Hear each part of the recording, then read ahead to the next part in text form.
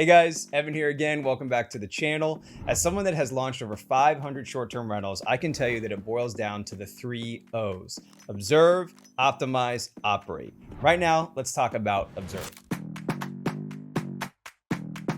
Somebody comes to me with a deal. They say, hey Evan, I have a 3-bedroom for you in San Diego, kind of like the one I'm standing in now. Before I do anything else, I get on my computer, I go to 2 websites. I go to Airbnb and Zillow. The first thing I'm looking for on Airbnb is how many 3 bedrooms there are. I don't care what they make, I don't care what they look like, I just want to know the quantity. Type in my zip code, come to the tab that shows it, and now I know. In this zip code in downtown San Diego, there's less than 100 3-bedrooms. That's a good sign. Part 2 is I go on Zillow. How many available 3-bedrooms are there for lease or for sale? That's going to give me a good idea of how many currently exist and how many could exist. But I don't stop there. The next thing I want to know is who's staying there. In a city like San Diego, we have 36 million visitors a year.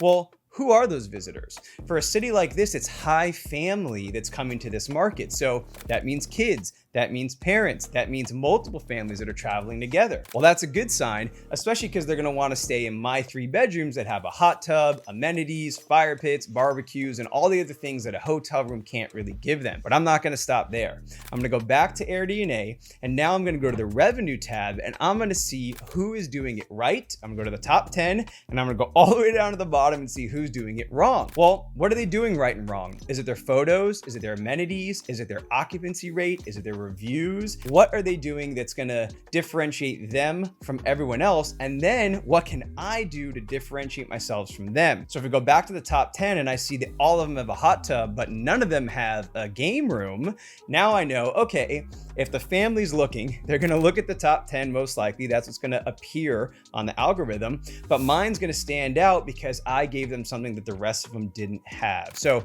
very important to know, to observe, what can I do to differentiate myself, to position myself in that market? And one last thing, physically go to the space, okay? I can observe all day from a computer screen, but there's things you can't see in the photos.